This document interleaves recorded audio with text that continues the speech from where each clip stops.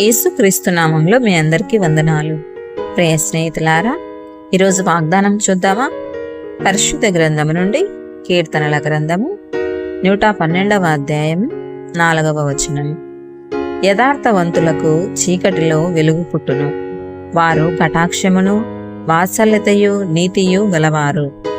ఆమేన్.